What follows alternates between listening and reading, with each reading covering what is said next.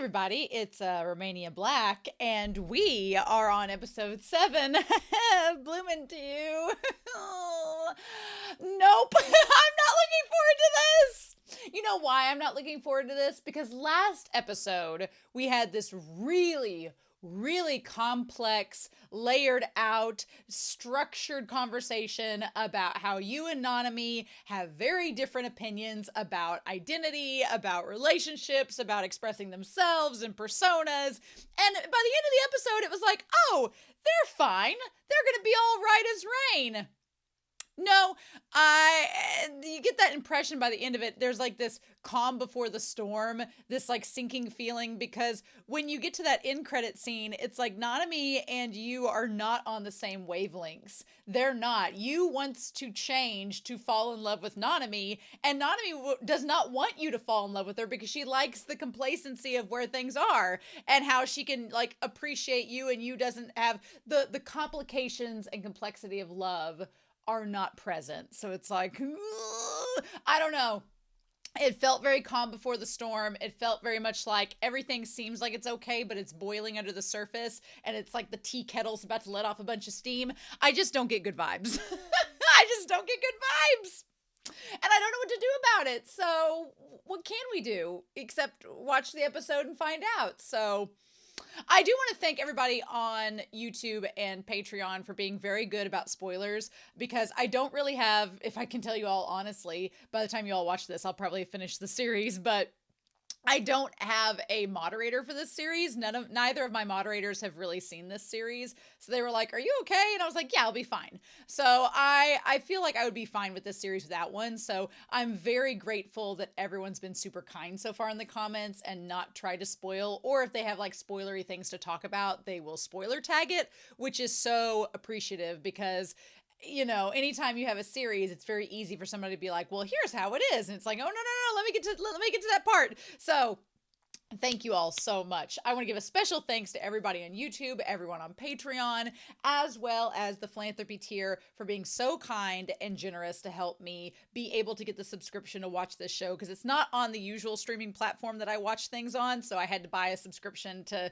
get this without ads. So I'm really appreciative. So a special shout out to Alex Cornejo, to Anime Annie, to Be Happy, to Bryant Reed, to Dana, to Danny Donmai, to Devorin, to Destiny Marie, to Damage 3245, to Danger Zone, to Ichu, to Eric, to Elfreya, to Lyndon, to Ghostly Turnip, to Fisho, to Ivan, as well as Matthew Palfinier, Murphew, Nicholas, No Nickname, Nameless Monster, Sunspots, Shimoyama, Trails, and Translucent Men. I really appreciate it. All of my love. Thank you all so much. So yeah, it's going to be fine. That's what I tell myself. It's just going to be great. But we're on episode 7, so rule of 8 has not happened yet, but I'm nervous. I really am. But we just need to rip off the Band-Aid, bite the bullet, and just go with it. So we're going to start episode 7 of Bloom Into You. And we're going to do that here in 3, 2, 1. And let's go. Oh. Oh. So Sayaka.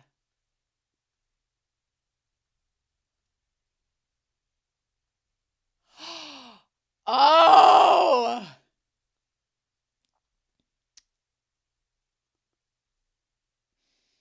But does she want that?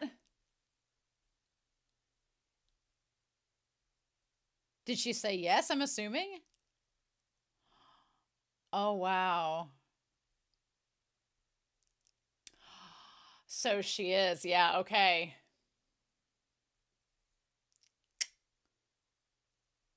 Huh. Distance can do either one of two things. Ooh, oh no. Is this gonna be like Bring It On and she goes and finds her and she's moved on?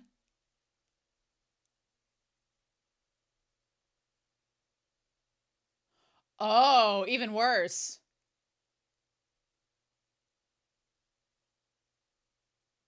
Pretending? Oh my gosh, no! Oh, you see it with Yaoi, but I've not seen it with Yuri before. I mean, I shouldn't have expected otherwise. But it's not with her. Oh, man. So if she finds out that Yuu is the way that she is, she's gonna be pissed.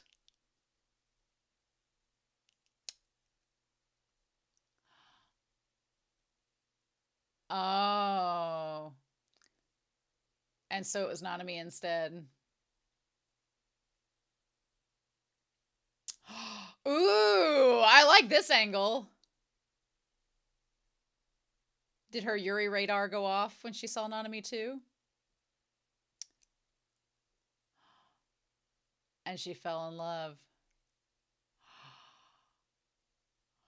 Oh shit, Sayaka. Oh my god. Oh damn. Well, so you literally have Sayaka, who is most definitely into women. You have Nanami, who I feel like Nanami's almost maybe pansexual. Like, she doesn't care as long as it's the right person, and Yuu fits that mold. And then you have Yuu, who's kind of like either asexual or demisexual. And then there we go. I feel bad for Sayaka. That's even worse. It would be bad enough if the girl had cheated on her with some other girl, but then to just completely try to invalidate everything about her identity. Oh. And like, she probably confided her in confidence with that, and then just to completely dismiss it. Even worse. Even worse. We'll talk about it in the discussion, but yeah, so if Sayaka finds out that Yuu is just, it makes more sense now why she's kind of just flustered with Yuu, because she feels like Yuu's just playing around with Nanami when it's not exactly the case. It's a little bit more mutual. Oh, damn. Oh, no. A pop quiz. Yeah, I hate pop quizzes. Oh. Ah! Mmm.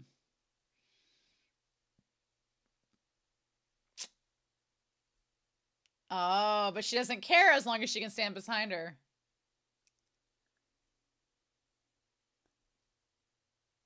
Hmm. Ooh.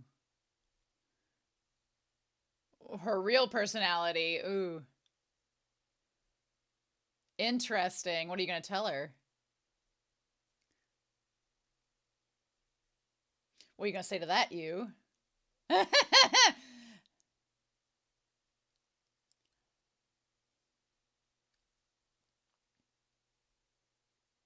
She seems too perfect. Yeah.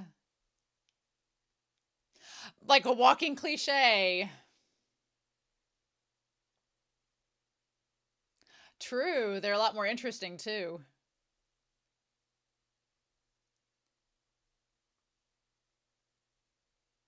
I can't say which flaw it is. Oh, man. A quirk. Oddly adorable. There you go, Koyomi.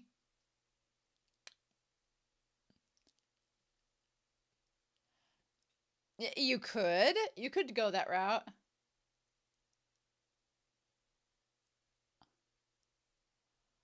Ah. I can't tell that.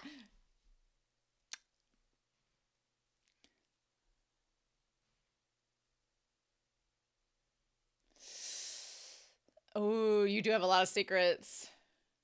Even if you aren't dating each other.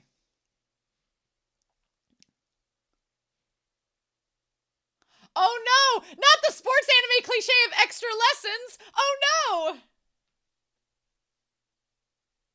no! Isn't that your native language? It would be like somebody, having trouble with English. Oh!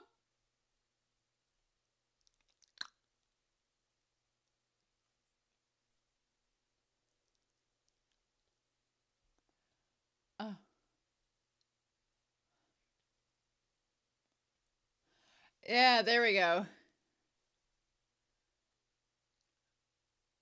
Oh, it'll be all right. Oh, you'll be great. Yeah. Sayaka's intimidating as hell, but...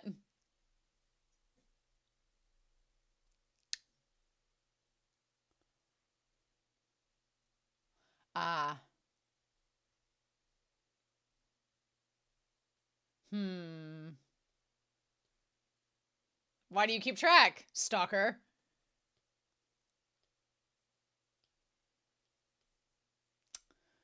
Right. That's part of the persona. Very true. That's a good observation. Mm-hmm. She doesn't want to love anybody. Ah.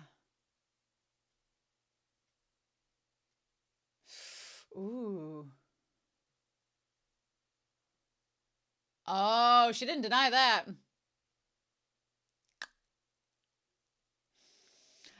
Sayaka's like, well, you didn't deny it, so... Mm.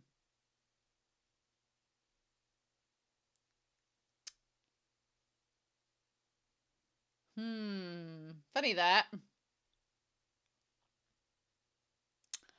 Ah.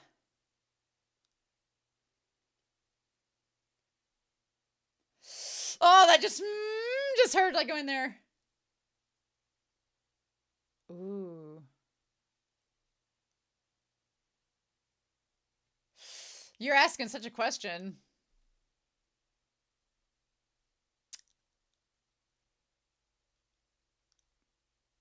Ooh, interesting. She's like, I like she distances herself again, like, fine. Be distant. Don't answer the question.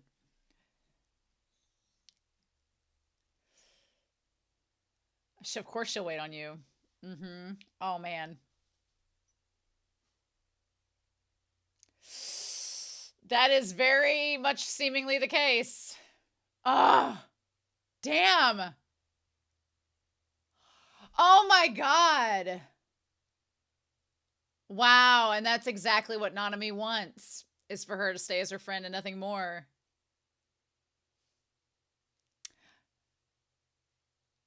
Correct. Yes, but that's also what she doesn't like.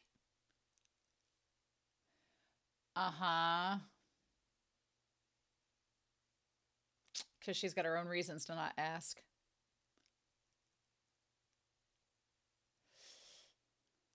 Mm. Meanwhile, like, Maki's just like eating popcorn.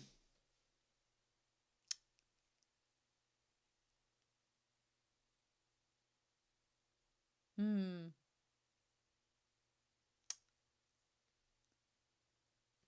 Oh, well, hello.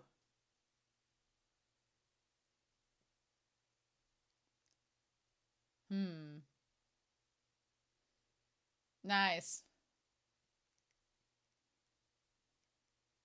Oh, I like that you hands out the glasses. That's nice.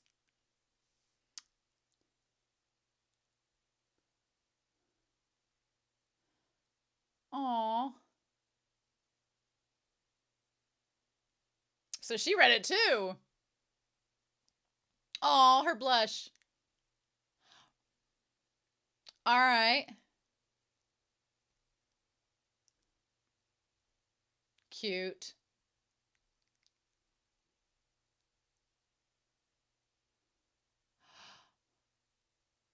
Ah.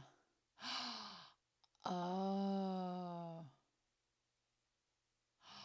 Oh, it's the teacher. Oh, is she in a relationship with the shop owner? Oh. Oh, friends.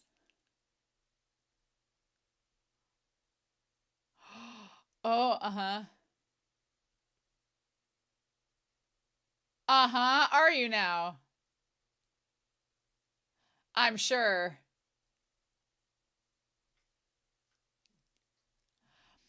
Uh-huh. Sure. Sure, sure, sure, sure, sure. Uh-huh. Senpai Mo? That was so cute. Oh.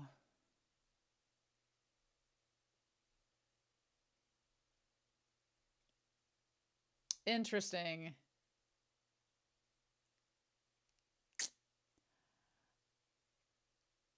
Yeah, she knows. She knows. Yep. Mm-hmm.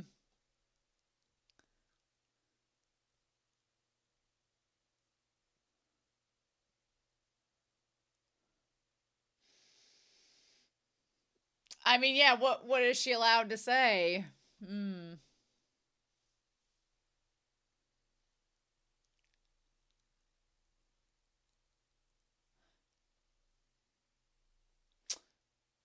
Gotcha.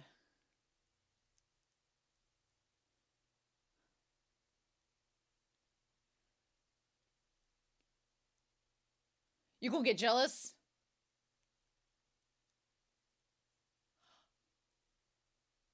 Haven't you already been? Oh.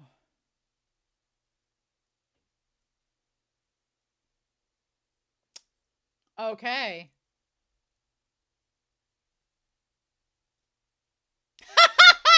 She's like, yes. Uh-huh. Unfazed. Oh my god, girl! Taking advantage. Don't push her too hard, you break her heart.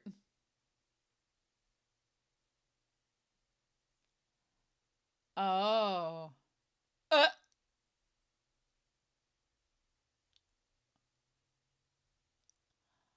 Ah. Hmm.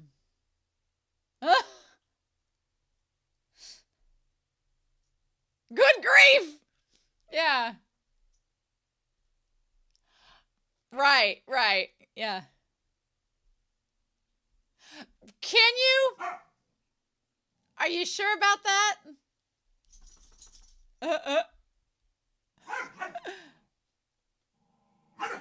Yeah, I don't know about that.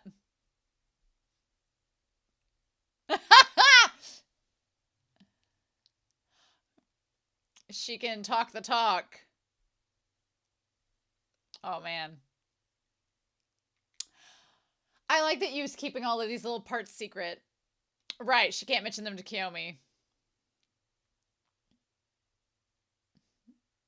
Yeah. Aww.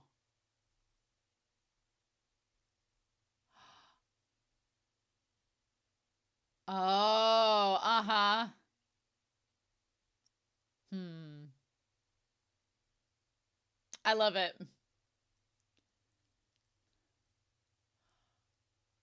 Uh, and it's like 2 dishes, like all of them. Mm-hmm. Yeah. Uh. Aww. Aww. Aww. Secrets galore. Uh-huh. Oh my god. And Sparks. Oh, I like that. I like having the teacher. And Sayaka knew. She could tell. Her Yuri radar was on.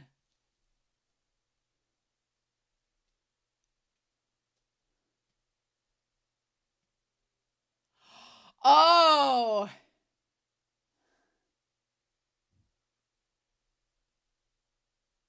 Yeah.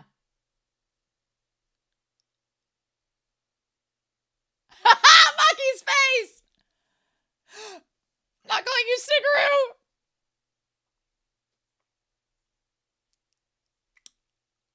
Oh. Oh. Sure. No objections. Ah! Of course, Nanami finds that objective. She's like, no, it's not bothering you. That's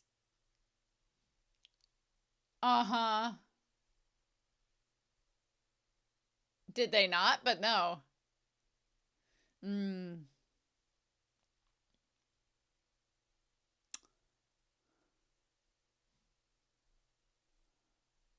Ah. Why leave? And I kind of broke up with my girlfriend, so I didn't want to be there anymore. Oh, dang. Girl. Rich house. Bougie.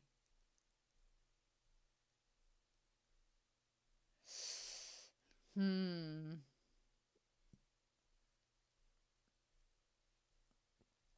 They seem like they're dating.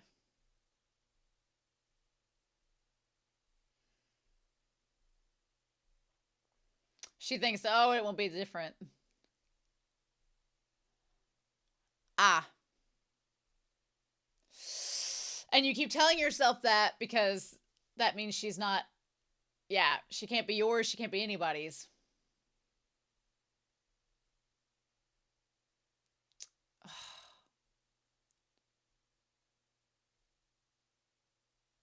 Oh, what have you figured out there?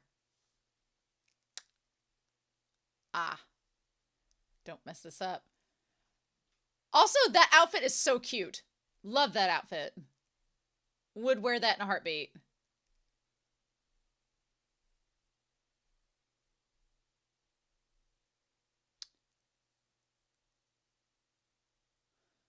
Mm-hmm. Like the informalness of it.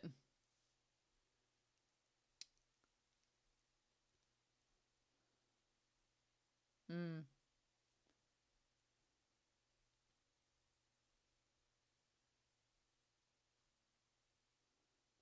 Hmm.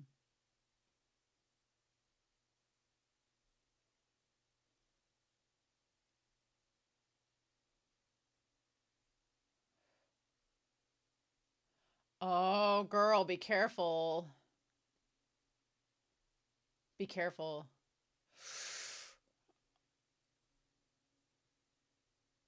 Ooh, that puts her in a bad position if she. Oh, okay. I was gonna say she's gonna be mad if you told her.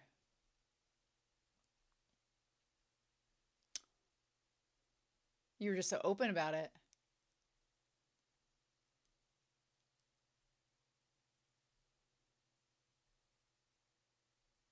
Hmm.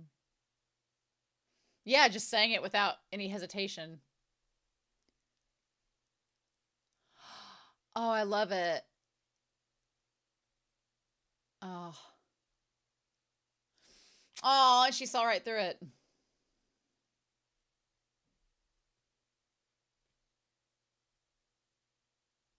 Yeah.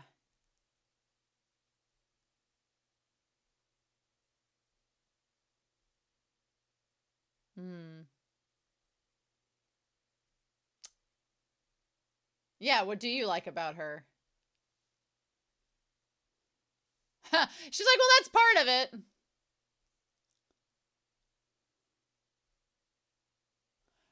Right, but. Hmm.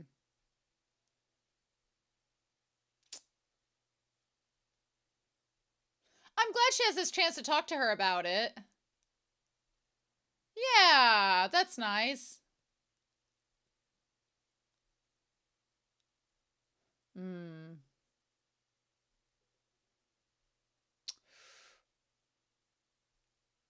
Oh.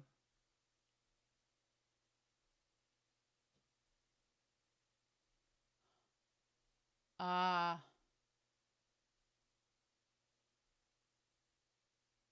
Hmm.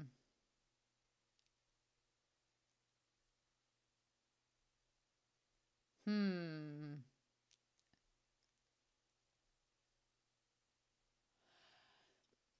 There it is. Yeah. But that's not going to be enough forever.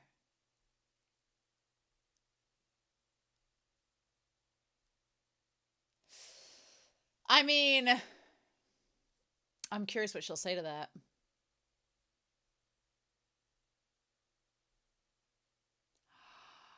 Oh, I love it.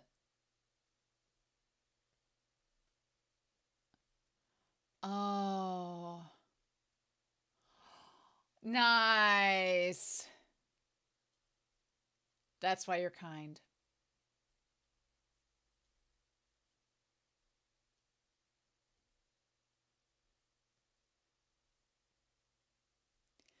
Mmm. Oh.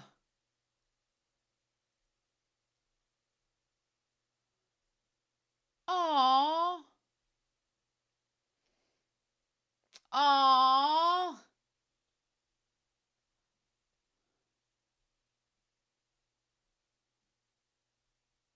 Uh.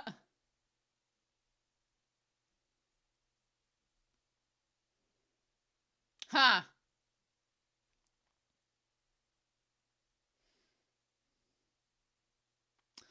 Oh. Oh. Thanks for keeping me on my toes. Oh, I love it.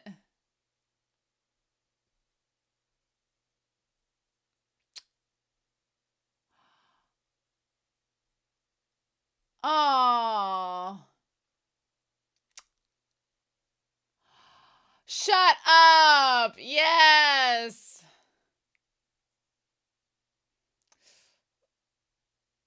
Oh. I'm glad she noted that. Yeah, how she feels, how she could feel in the future. Oh, man. And she's not ready for things to change either. Oh. All right, show. Oh, well, good deal. I was really expecting like torrential rainfall and like the episode to end with a cut to palm trees or something like that, but luckily we didn't have that. Instead, this was actually a very nice episode. Now next week's the rule of 8 because it could totally change everything, but this one was really good. We've been needing some backstory and focus on Sayaka, so I'm really glad that we finally got that with this episode. I feel a lot for her, and I was gonna bring out Whiteboard Kun. I was like, no, we'll talk through this, but we might need Whiteboard Kun next episode. Who knows? But I feel for Sayaka because I get where she's coming from, and even though I'm not personally attracted to women, I can understand a lot of what she's talking about in this opening scene. So let's just dive right into this. What kind of threw me off was that usually this trope of I've not encountered a lot of Yuri. I've read a lot of BL, a lot of yaoi, but not a lot of Yuri. So in yaoi, there's a common trope, which it's true of pretty much any narrative that involves homosexuality, the cliche trope of, oh, this person's just going through a phase. And I say cliche trope. I've had friends from high school who are gay that said that there were straight men that did that to them when they were in high school. And that's so insane to me. Like my best friend in high school, he said that there was a guy that he like messed around with in high school that was heterosexual, but was just messing around with him, and then did the exact same thing that this girl did to Sayaka, where once they got out of high school, he was like, well, it was just a phase and I'm not really into that. And my friend was like, but it wasn't a phase to me. So now it's messed me up. So thanks. So, and you see that a lot of BL that I've read, that's a common high school trope that happens because it kind of reflects reality. And I hadn't seen it in Yuri, but here it is. And the worst part is that Sayaka, she found for a hot second, she felt like she wasn't abnormal. She felt like she wasn't strange. She was like, oh, I'm not the only one that feels this way. Someone else does as well. And she kind of found this sense of belonging and acceptance. And then that's why it's such a slap to her face when she sees the girl again a year like after they've transferred, she's in high school and Sayaka's still in middle school, and the girl's like, "Oh, well, it was just a phase. We're grown up. We're not into that anymore." And Sayaka's like, "It wasn't a phase to me. I genuinely felt that way." So, I can kind of relate to Sayaka a little bit because I have like had a relationship that I thought was relatively serious, and then the guy that I was attempting to date was like, "Well, it was just kind of like a feeling, but it's past now." And I'm like, "What?" So, and that idea of day of time stretching out and distance like shortening a relationship during the pandemic, I had there was someone I had known from college that we kind of reconnected during the whole shelter in place thing, and I had conversations with them and had tried to, and we had forged this relationship. Like we'd have like 5 to 6 hour long, FaceTimes where we'd watch movies together and talk, and it was really great. And then I thought that maybe it was going to lead somewhere, and then once shelter in place was over, it would develop into something. And then as time went on, and restrictions started to become more lax, and they could get out of the house, it slowly, that distance and time slowly fizzled out that relationship. And it kind of sucked because it was like, I thought it was going somewhere and they did not think the same way. And so it kind of just ghosted that entire relationship. But the moment she started talking about that, I instantly could relate to what she was saying. I was like, yeah, that does suck when that happens. But for Sayaka, she's like, this isn't a phase. This is who I am. And she's like, I do like women. And she's like, maybe if I go to this co-ed school, I will, get rid of those feelings. And that just didn't happen. I love how honest Sayaka is in this. And I love how she kind of, what's so interesting to me is that Sayaka was pushing herself to be like top of her class. And because of all the stress that was going on with, losing her girlfriend and questioning her sexuality, she like let her grades slip. But then when she met Nanami, and kind of had a love at first sight moment, at that point, she was like, I don't have to be first if she's the one that's beating me. It's like, okay, all right. So I love that we get that opening with her to kind of preface Sayaka's character. And so then this episode is called Secrets Galore and Sparks. And I love that. So Sayaka and Nanami are the top of their class, and Sayaka is totally fine with being second to Toko. And honestly, being in the top two, I think both of you have great chances of getting in wherever you want to go to. I don't think, it's not like she's like 12th, She's doing fine. But what's interesting is, I think if Sayaka tried to top, well, if she tried to top Nanami, I don't know if that'd work out. But if she tried to get ahead of Nanami in terms of her grades, I think she could. Because we know from the conversations with you that Nanami is honestly, she is just trying to put on this persona of being perfect. And she's worked really hard to get where she's at. And I'm sure she's naturally intelligent. You don't get to be top of your class, for nothing. But she's had to work really, really hard. And I don't think she's lying when she's like, I'm working hard to keep up with you. And Sayaka, I think if she just tried, she could overtake her. But that's not in her agenda. She doesn't want to change the dynamic that they have in any way, because she's afraid if that happens, she's going to lose her. And Nanami won't be with her in the same capacity she is now. And we're going to talk about that. But first, we need to talk about Kiyomi, who's asking you to describe her personality. She's like, if I'm going to write a script, I need to know more about the actors so I can create a character based off of them. Which, if I was Kiyomi and you told me that her character is flawless, and I was a writer wanting to make her character interesting, I'd make her character really flawed.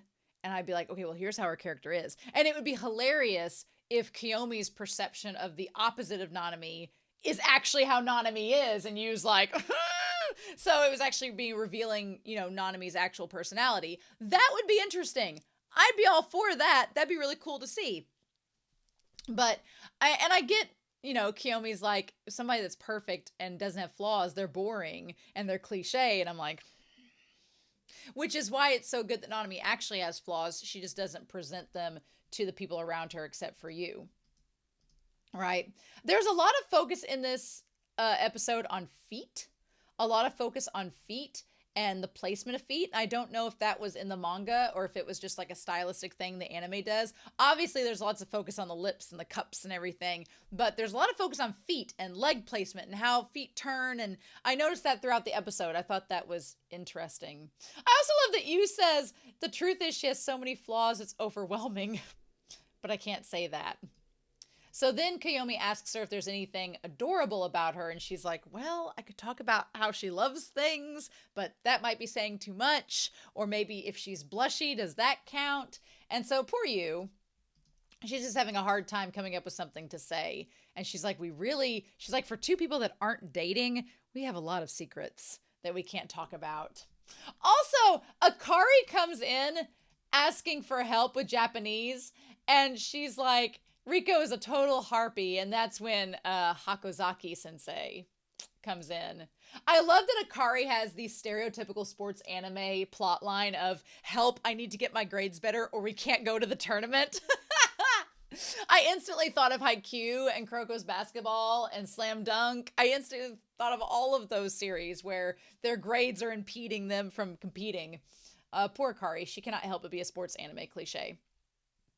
So that's when we have the text message that Yuu gets about all the meeting.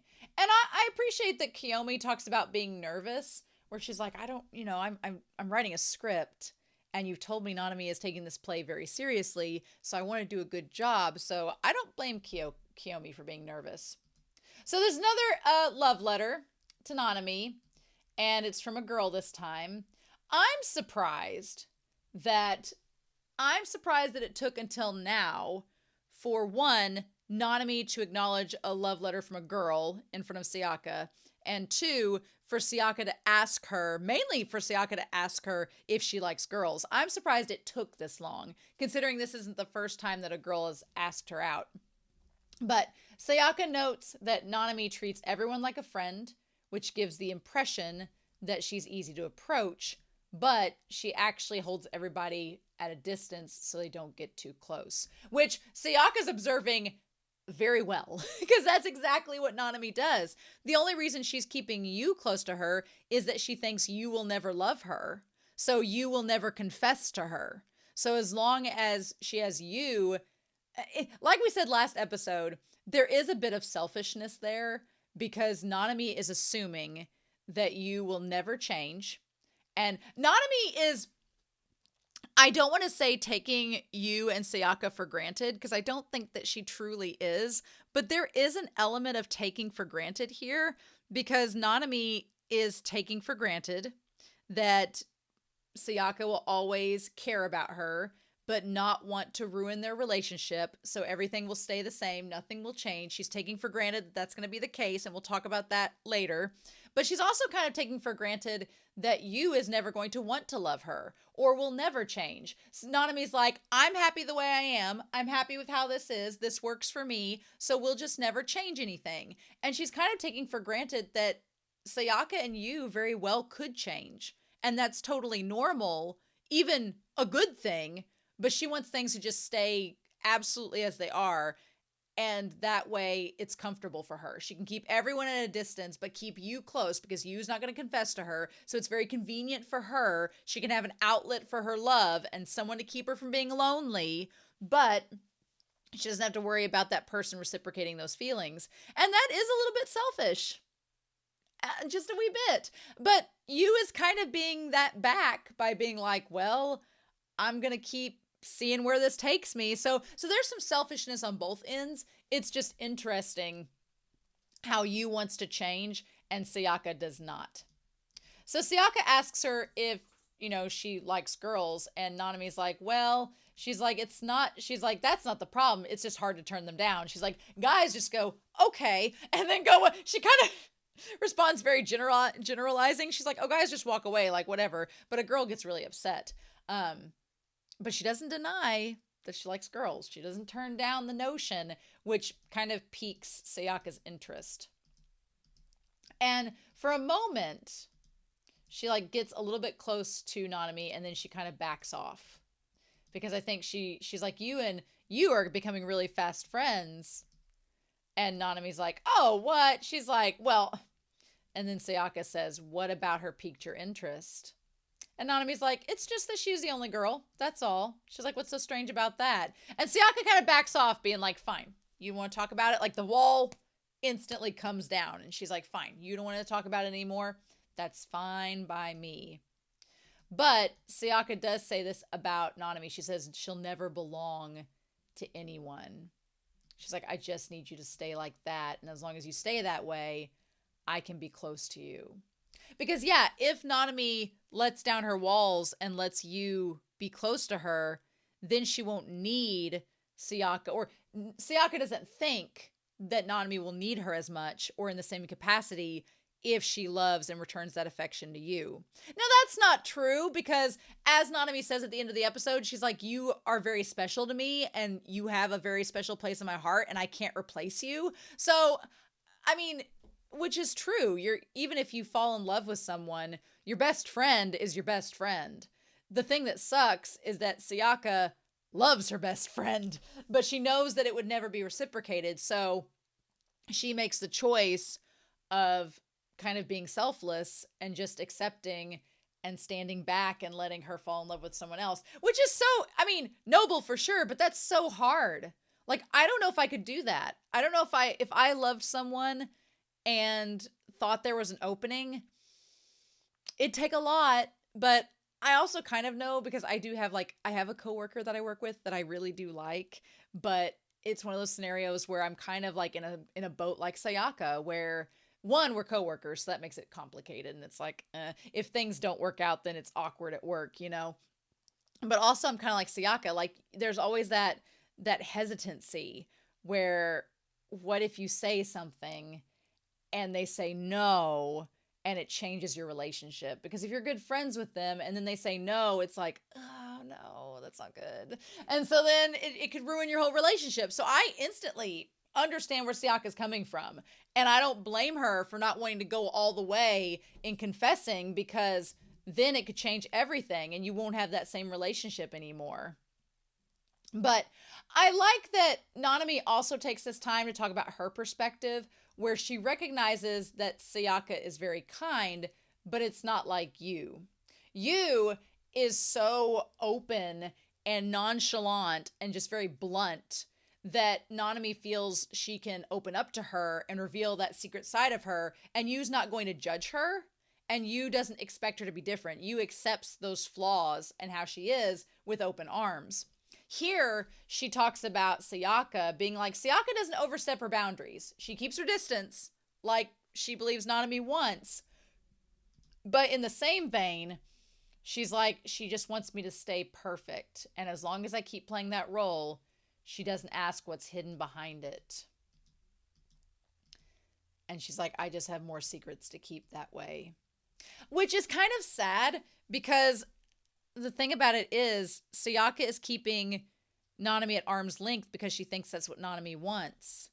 And Nanami thinks that Sayaka just wants her to be perfect, which isn't the case. I think Sayaka would accept her with her flaws, but she just doesn't want Nanami to leave her and not be friends with her. So there's a miscommunication there on both sides. And it's so frustrating because it's like you two could get along and not have to share so many secrets around each other.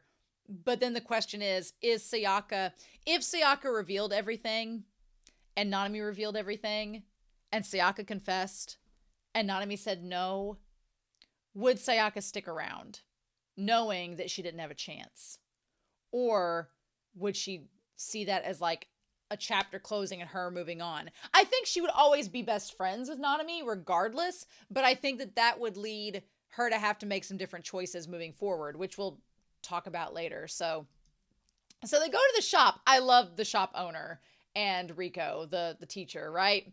So she's like, we don't get a lot of high schoolers in here, which is a nice little clue, because then the high school teacher is like, I don't, I feel comfortable coming here because we don't have a lot of high schoolers show up, right? So I also like that the girls are like, oh, she owns this shop. She owns 51% of this company. I love that. I like that it's like a little moment for them to be like, oh, she doesn't just work here. Girl is a businesswoman. She's earning her cash. She's got power. I love that. And I love that they're just like, oh, damn, girls own this coffee shop. That's awesome. And so then they're talking about the script and writing it. And Kiyomi's, seems to be on board. And she's like, I guess this will work out. But then the moment the teacher walks in and she says, welcome back, and it's so casual, I was like, oh, okay. Which I really like that. I like when shows that have an LGBT theme and are talking about inclusivity also have adults that are in that same capacity. Because if all the adults are one way and it's just the high schoolers, and then there's a feeling of kind of exclusion within the system. It reminds me a lot of in Daokyusei, in Classmates, which is up on the shelf. It's one of my favorite BLs.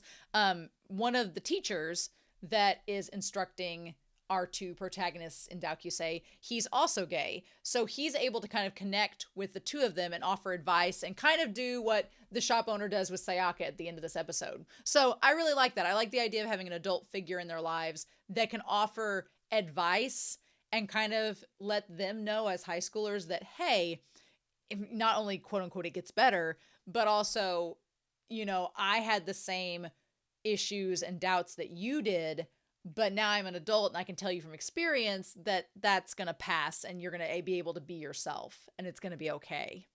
I love that. And that's so true. And a lot of, my best friend from high school and a lot of other people that I've gone to school with, they've told me, from being part of the LGBT community, especially in the 2000s when I was in school, it was not common and people didn't talk about it, especially if you're from like a rural Midwest area like I was. And so a lot of them said like they felt so confined in high school because of all the stigma and all the bullying and stereotypes. And then once they got out of high school, whether it was going to college or moving to a new place or getting in the actual, adult sphere, they felt a lot more able to be themselves and open up, because in high school you're stuck with the people you're in school with. Your classes may change depending on how big your school is. If your school's like mine, there's only 20 people in your graduating class, you're going to be stuck with them people forever for 12 years of your life. So unless you're from a really big school where those people in classes switch around, you are kind of confined to the same group. And if you're like the one that's the odd one out, then it's going to be kind of a miserable experience. But once you get out of high school and you're not kind of confined to that same space, sure, if you have a job, you're stuck working with the same people, but who you interact with outside of that is a lot different. So it's a totally different environment. And I like the conversation she has with Sayaka about that particularly. But yeah, they all notice her and she's like, oh, what are you doing here? And they're like, we're getting ready for a culture festival. And they're like, oh, are you friends with the shop owner? What I like about this is that she's like, oh, well, sort of. And she's like, I mean, the shop owner and I are old classmates from college. So see, they met when they were a little bit older and probably more comfortable being themselves. And she's like, I visit this place every now and then, so I'm just a familiar face. What I like about it is that Mia is so open-minded about it. Because Mia understands, like I could see in another story there being like a trope, like a cliche of Mia being like, why couldn't you be, we're just friends, huh? Why couldn't you be honest about our, but here I like how mature Mia is. She understands where Rico is coming from, that she can't just tell the girls, this is my girlfriend, because, high schoolers can gossip and then parents can get upset and blah, blah, blah, especially if it's something that's not socially acceptable in the majority. Then I could see why Rico would want to keep it a secret. And plus, it's none of their business. So I'm glad that Mia's so open-minded about it and that she's just like, it's fine. Tell him what you need to tell him, and then we'll have our own private matters. It's fine. I like that. I like that about how she handles it. And she's like, you girls make sure you get home before dark. And so they talk about how they have her as their Japanese teacher, but Nanami's never had her for class. She says she's one of the advisors of student council, which is interesting. So they've not really seen her around because it's mostly run by the students. And the moment that Sayaka looks over and sees her hand her the cup of coffee and she puts her like mouth up to the glass, that's when Sayaka's like, oh my God, they're both boning. So anyway, we have Yuu walking home with Nanami, And I like that Yuu is very honest. Yuu just comes out and tells Nanami what's been going on. She's like, Kiyomi asked me to describe you, but she's like, I didn't know what to say because we're supposed to be keeping it a secret. And so, and Nanami kind of humors her through it and is like, oh, well, I'm glad you didn't tell all my secrets. And she's like, well, I really struggled with it. So then that's when Nanami's like, well, you must be really good friends with Kiyomi. And she's like, yeah. And she says Kanao. So she says her last name and then Yuu says her first name. So they're on a first name basis. And I swear, talk about Heaven Official's Blessing, talk about MXTX protagonists. Nanami acts just like one where she's like, she gets kind of jealous and she's like, well, I wish you would call me on a first name basis. And Yu's like, really? I love that Yu's like, seriously, you don't want anybody to know we're dating, but we're not even dating, but you don't want people to think that, but you want me to call you by your first name? Are you sure? I think it's so funny. And then she gets so blushy whenever, of course, she can talk the talk all day long. She's like, well, I want to call you Yuu and all this. But then when it comes to walking the walk of Yuu calling her Toko, she just can't do it. She's like, nope, not going to work. I'm going to blush and freak out. And I like that Yuu is very open-minded and accepting. And she's like, fine, if you want to call me Yuu, I'm okay with it. And then Nanami's like, that face. She's unfazed by everything. And when I see that face, it only makes me want to be a little more aggressive. Girl, she's a biter. Girl is aggressive. She's like, I want to see how much I can get away with. And I'm like, I definitely think that Nanami, if Yuu ever decides that she wants to pursue Nanami and fall in love with her, Nanami is in trouble because she's been pushing so many buttons. I don't think she can handle it back. I don't think she can take it back. She's like, how far can I push her? And Yu's like, it does feel a little bit like Nanami is taking advantage of her, but in the same vein, it's all in good fun, so it's fine. And Yuu doesn't let it bother her. But she gets Nanami back with the whole Toko-san again. Or Toko-senpai. And Nanami just can't take it. And she's like, I can't do it in front of anybody if that's going to be your reaction. She's like, no, I can take it. And then it just fails miserably. And she's like, you have no problem pouring your affection on me, but you're helpless whenever I start showing you any affection. I guess that's another part of her that's adorable. I really like that Yuu is taking notes of all these things she likes about Nanami because, like, when Mia asks Sayaka, she's like, well, what do you like about Nanami? And what's interesting is that because Nanami doesn't show her full true self to Sayaka, all Sayaka can really base her what I like about you off of is what Nanami presents on the surface. So the idea of her being driven, the idea of her being smart and being extroverted, like all the things Sayaka says she likes about her are just the surface level things that are kind of a lie. And then you have Yuu, who is listing all the things she likes about Nanami, and they're all these little things, like, oh, when she blushes, and when she can't take, when she can talk the talk but not walk the walk, and when she does this. Like, they're all, like, personal little things that Yuu knows from knowing the real her. And so I think that's interesting that you have these two individuals who have two different sides of Nanami that they believe that they love or want to love, and then you have Nanami herself. She's like, I won't tell Senpai that either. So then I like that we get to go back to Mia and Riko as they're in their house by themselves. I love it. I love that they live together. I love that Mia has she has such an athletic look to her. I love it. And I love that they have I love that you have Mia who looks very athletic, and then you have Riko who's very demure, very mindful and demure. So there's an old stage show DVD. She's like, I wanted to give it to the girls to let them borrow it. I wondered if Mia apparently met her in college, but I wondered if Riko knew Nanami's sister. That's what I was wondering throughout this whole episode, if she was going to bring her up, but it might have been, they might have had too much age between them. Who knows? I also she said you used to be the advisor for the theater club at your old school. Maybe she did know Nanami's sister. Who knows? That'd be interesting to find out. But I love the little tiny touches of showing that they live together. So not only seeing them be so casual in the apartment together, but also when you look at the dishwasher, there's 2 sets of chopsticks, there's 2 dishes, there's 2 bowls, 2 glasses. It's like, no, these 2 live together. They do the dishes. There's multiple meals that they're eating together as a couple. It's like they don't ever come out and say it, but it's very apparent. And then Miyako, she's like, you let that welcome back slip. She's like, it's easy for me to commute to school because this place is so close, but we have to be careful. And she's like, it's fine. I like that Mia's not worried about it, but, oh. Anyway, so then we go back to the student council, and Nanami calls Yuu by her first name, and Suguru, I love that he's like, you know, are we calling each other on a first name basis? Can I do that too? And he tries to get Nanami to call him Suguru, and she's like, okay, Dojima. Like, nope, not gonna work. And Sayaka, she tries. I like that Maki this whole time is just like, Maki is like the puppet as the side eye, like just the side eye puppet being like, or is this happening? Is this drama going on? Am I getting all the tea? And then poor Suguru, he gets shot down instantly. Sayaka's like, well, I'll call you by her first name as well. And for a hot second, Nanami gets a little jealous, like, well, wait, what are we doing? And then I like Sayaka looks at you and she's like, no, I can't.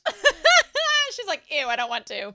I feel like Sayaka does not get the gleam in her eye around Yuu, so she does not think that Yuu is of the same sexuality as Miyako and Riko, which Yuu is pretty, like, either asexual or demisexual. So it's like, she's not wrong. And then you know that Sayaka was trying to also get a rise out of Yuu, being like, well, I'll call you by your first name, Yuu, and see how you like it. And Nanami's like kind of jealous, but then Yuu's like, okay, sure. And then for Sayaka, it's not fun anymore because she's like, fine, you're not getting a rise out of it, so it's not fun. I'm not going to do it. So yeah. She's like, typical for a school for rich girls. And Maki's like, well, didn't you guys go to the same middle school? And like, no, we're actually from pretty far apart places. And Yuu points out that Sayaka's school she went to was like an all-girls school that was middle school and high school. Why did she transfer to a co-ed high school? And Sayaka's like, well, I just had reasons to leave. And we, the audience, kind of can tell. But, man, Sayaka's house. Girl, bougie. Girl has, like, her own bonsai trees. Has, like, full-on feudal look. Beautiful. And, like, her bedroom, this big old bed, like, this bamboo wicker chair, mahogany desk. Girl is loaded. Her family is, like, got her set up. Which I guess if she was doing afternoon flower arranging classes, you know, it's kind of like flute lessons or something. But she's like, I've never seen Toko let anyone get that close to her before. And she's like, well, but it'll be okay. It's not going to become any exclusive relationship. Toko would never do that. She's not going to belong to anyone. So then she goes to ask Mia about her relationship. And I love Sayaka's outfit. I'm actually going to go buy a white skirt because I have a teal, like, long sleeve. It's not a button up, but it has a big tie. But I'm like, that outfit looks so cute. I want that now. So I need to go find a white skirt that I can wear with that because it's super, super cute. But anyway, she goes to ask her about her relationship. And I like their conversation so much where she's like, you know, I don't want to be rude, but I like, are you and this teacher dating? Because that's the impression I got. And I like that Mia instantly was like, yes. Because I wondered at first, because Riko doesn't want the high school kids to, like, find out. But I think that Mia in that moment recognizes that Sayaka is also into women. And she's like, this is a moment and a conversation we need to have. So yes, we are dating. Don't tell her I said that. But yeah, absolutely. And she's like, do you like somebody? And that's why you've come to talk to me? And I love this. I love that Sayaka has someone that she can confide in and talk to and explain her feelings to and get advice from. Like, I think that's so important to have an adult that you can relate to, that you can talk to about stuff like this. That's not necessarily family, because, you know, family comes with its own set of benefits and pros and cons. Sometimes you need somebody that's not related to you, that you can get authentic, genuine advice from. And I love that Sayaka seems to get that here. It's great. She's like, I didn't expect to get such a frank answer. And Mia says, well, you know, back when I was your age, she's like, I thought I had to keep everything a secret. But when you're an adult, it's a lot less so. And she's like, well, you must have a girl that you like. And she says, yes, I convinced myself I'd never fall for somebody. But then once I met her, I realized that it was going to happen. And she's like, what do you like about her? And then she says, well, she looks nice, but she's accomplished and always a step ahead of me. And I love watching her work hard to achieve all the goals she sets for herself. So I do like that Sayaka wants the best for Nanami. And if Nanami wants to be a certain way, Sayaka wants to support her because she thinks that as long as she's happy, that's all that matters. And I think that that's important. That I feel like, to me, that's the difference between her as Nanami's best friend and you as Nanami's girlfriend. Because Sayaka wants the best for Nanami. She wants her to be her best self. She wants to like motivate, life coach her to be the best she can be so she can be successful, because that gives Sayaka inspiration too. So it's kind of a twofer. But then Yu's like, I don't care if you're successful as long as you're happy and comfortable with yourself. And I think that that's a very big distinction, right? That's between the two of them. So yeah. She's like, I really needed to just talk to somebody about this. And Mia's like, hey, I'm running a cafe. I listen to people's stories all the time. And Sayaka's like, well, you're in a loving relationship. I'm really jealous. And Mia's like, well, is this girl not comfortable with other girls? And she's like, well, it's not that. It's that she doesn't really want to accept anybody's feelings. She keeps everybody at arm's length away from her. And she's like, if I confessed, it would just cause stress. And I don't want to ruin the current relationship that we have. Right now, she needs me to be her best friend, and that's enough for me. And she's like, is it wrong for me to just be her best friend and to hide my feelings? And Mia's like, you're really kind. She's like, what that girl really wants right now is for you to be her friend. If she wanted more than that, and you guys have known each other this long, then it would be apparent. And if she didn't want you, then she would have turned you down, sent you away. But she wants you to be her friend.